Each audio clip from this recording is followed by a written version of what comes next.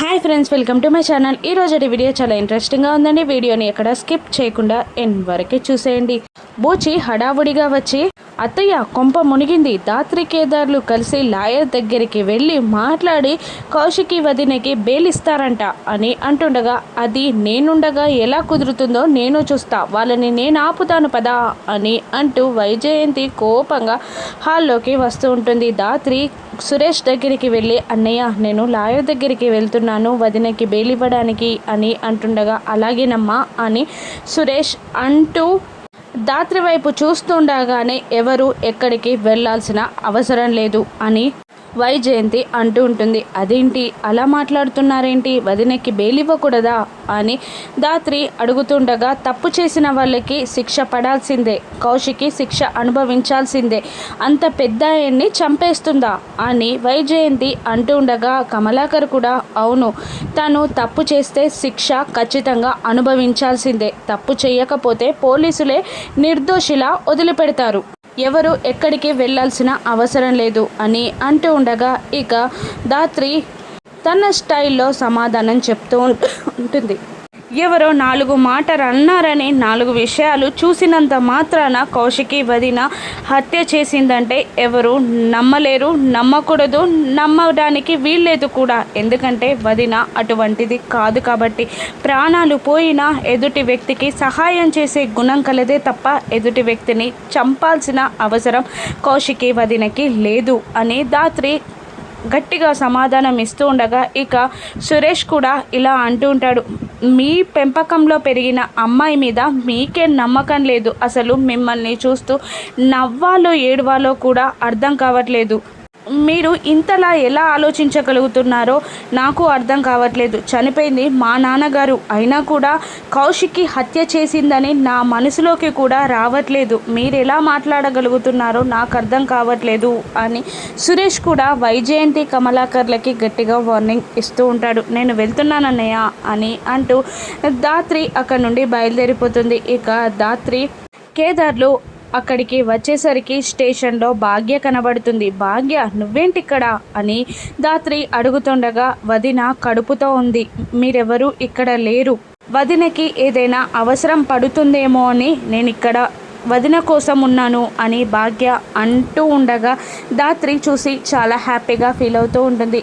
Thank you Bhagya, thank you అని అంటూ, SI గారు మా వదినకి బెయిల్ తీసుకొచ్చాం అని చెప్తూ ఉంటుంది. ఇక లాయర్ కౌశిక్కి బెయిల్కి సంబంధించిన ప్రాసెస్ అంతా కంప్లీట్ చేసి ఆ బెయిల్ పేపర్స్ని ఎస్ఐకి చూపిస్తూ ఉండగా, కానిస్టేబుల్ కౌశికి గారిని విడుదల చేయండి అని అంటూ కౌశిక్కిని బయటికి తీసుకొస్తారు. ఇక కౌశికి చాలా బాధపడుతూ ఉంటుంది.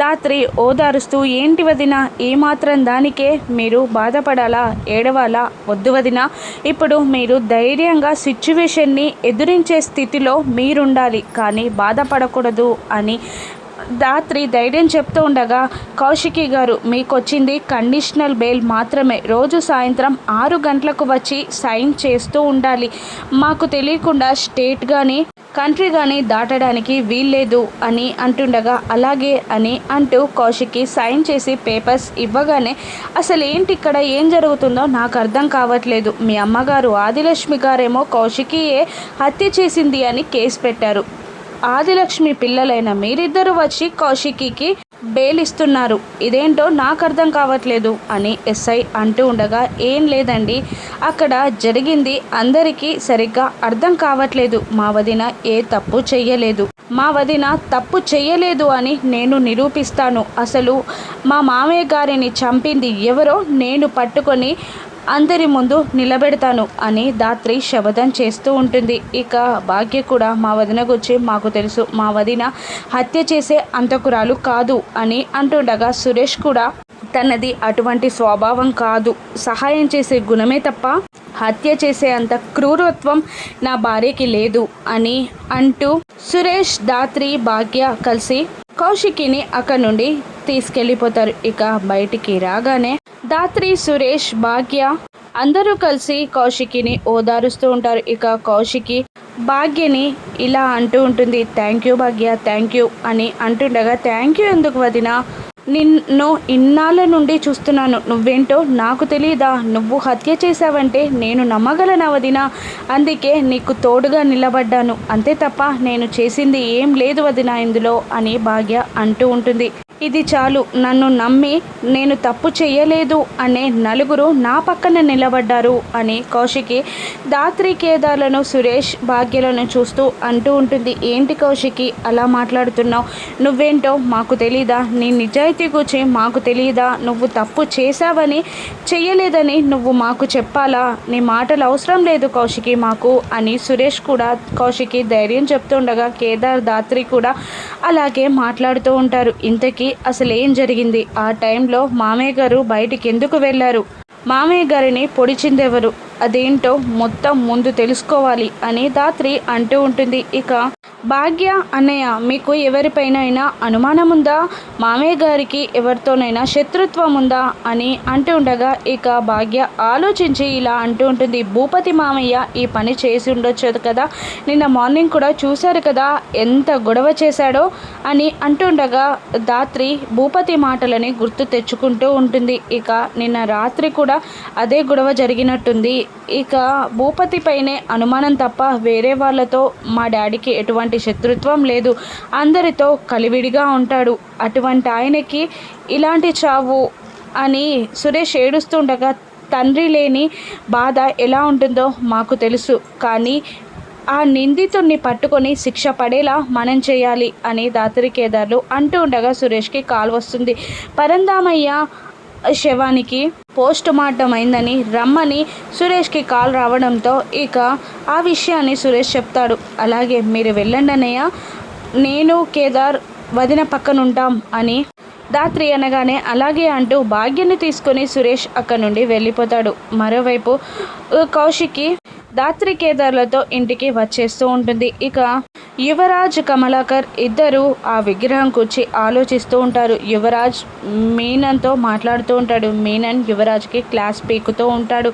ఇక ఫోన్ పెట్టగానే ఏంటి బాయ్ తిడుతున్నాడా అని కమలాకర్ అడుగుతుండగా అవును, నిజంగానే ఆ విగ్రహం మిస్ అయినందుకు బాయ్ చాలా కోపంగా ఉన్నాడు అని అంటూ ఆ ముసలోడు 2 నిమిషాలు లేటుగా వచ్చుంటే ఆ విగ్రహం మనకు తగ్గేది, చచ్చి బ్రతికిపోయాడు ముసలోడు అని యువరాజ్ అంటుండగా ఇక కమలాకర్ ముందు గన్స్ పట్టివేత, ఆ తర్వాత ఫేక్ కరెన్సీ, ఆ తర్వాత విగ్రహం మిస్సింగ్, అంతా ఎవరో మనల్ని అడ్డుకున్నట్టు అనిపిస్తుంది, ఈ 3-4 months నుంచే ఇలా జరుగుతుంది అని కమలాకర్ అంటూ ఉండగా అవును బాబాయ్, మనం ఏదో ఒక పెద్ద ప్లాన్ చేసి బాయ్కి సహకరించాలి, లేదంటే మన ఉనికే కష్టమైపోతుంది, మనల్ని బాయ్ ఏదైనా చేసేయగలడు అని యువరాజ్ అంటూ ఉంటాడు. సరే ఏదైనా చేద్దాం, ముందుగా మనం ఇక్కడ నుండి కిందికి వెళ్దాం పదా అని అంటూ కిందికి వస్తూ ఉంటారు యువరాజ్, కమలాకర్ ఇద్దరు. ఇక అప్పటికే కౌశికిని తీసుకొని దాత్రి కేదార్లు ఇంట్లోకి వస్తూ ఉంటారు. మీరు ఇక్కడే ఆగండి వదినా